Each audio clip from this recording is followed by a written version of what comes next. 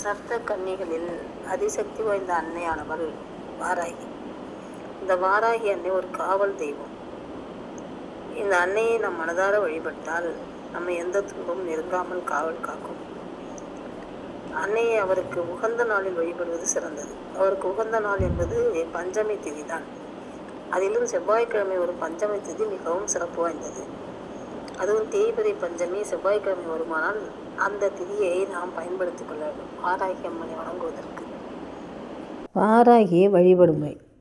இந்த பஞ்சமி திதியில் வாராகியை எப்படி வழிபட வேண்டும் அப்படின்னா, அந்த வழிபாட்டிற்கு வாராகியுடைய அன்னை படம் வச்சுருந்தீங்கன்னா படத்தை துடைத்து சந்தனம் குங்குமம் போட்டெல்லாம் வச்சுக்கணும்.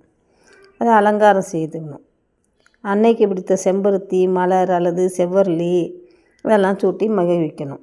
வாராகி அன்னை படம் இல்லாதவர்கள் விளக்கிற்கு மஞ்சள் குங்குமம் போட்டு வைத்து நல்லெண்ணெய் ஊற்றி தீபம் ஏற்றி அந்த விளக்கையே வாராகியாக நினைத்து வழிபட வேண்டும். வாராகி அன்னைக்கு கிழங்கு வகைகள் மிகவும் பிடிக்கும். ஆகையால் ஏதேனும் ஒரு கிழங்கு வகையை நைவேத்தியமாக படைத்துவிட வேண்டும். ஒரு தாம்பாள தட்டை எடுத்துக்கொண்டு அதை சுத்தம் செய்து தட்டை சுற்றிலும் மஞ்சள் குங்குமம் பொட்டிட்டு வைக்க வேண்டும். இந்த தட்டில் கொஞ்சமாக மஞ்சளை கொட்டி தட்டு முழுவதும் மஞ்சள் வைக்கும்படி பரப்பிவிட வேண்டும். அதன் மேல் 5 மண் அகல் விளக்கு வைத்து விட வேண்டும். இந்த அகல் விளக்குக்கு மஞ்சள் குங்குமம் பொட்டு வைத்து பூக்களை அலங்காரம் செய்து நல்லெண்ணெய் ஊற்றி பஞ்சித்திரி போட்டு 5 தீபம் ஏற்ற வேண்டும். இந்த தீபங்கள் கிழக்கு முகமாக எரிய வேண்டும். நாம் வடக்கு திசை நோக்கி அமர்ந்து கொள்ள வேண்டும். இந்த வேளையில் வீட்டில் சாம்பிராணி தூபம் போட்டு நல்ல நறுமணமாக மாற்றிவிட வேண்டும். அந்த தெய்வ கடாட்சத்தையும் அன்னையின் அருளையும் பெற்றுத்தரும் ஏற்றி வைத்த அகல்விளக்கு முன் அமர்ந்து வாராகி அன்னையின் மந்திரங்கள் தெரிந்தால் பாராயணம் செய்ய வேண்டும்.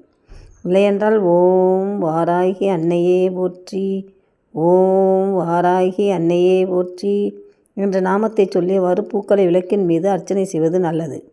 வாராகி அன்னையின் இந்த மந்திரத்தை 108 முறை சொல்லி பூஜை செய்ய வேண்டும். அப்படி செய்யும் வேளையில் உங்களுடைய துன்பங்கள் கரைந்து போக வேண்டும் என்று வேண்டிக் கொள்ள வேண்டும்.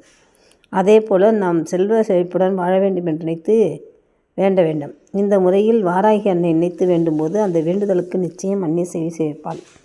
வாராகி அன்னையை மாதந்தோறும் ஒரு பஞ்சமி திதியில் இதுபோல் வழிபட்டு வந்தால் நம்முடைய துன்பம் துயரம் கடன் தொல்லை பணத்தடை அனைத்தையும் நீக்கி குடும்பத்தில் நிம்மதியும் சந்தோஷம் பெருகி நல்ல செல்வ செழிப்புடன் வாழ வைப்பாள்.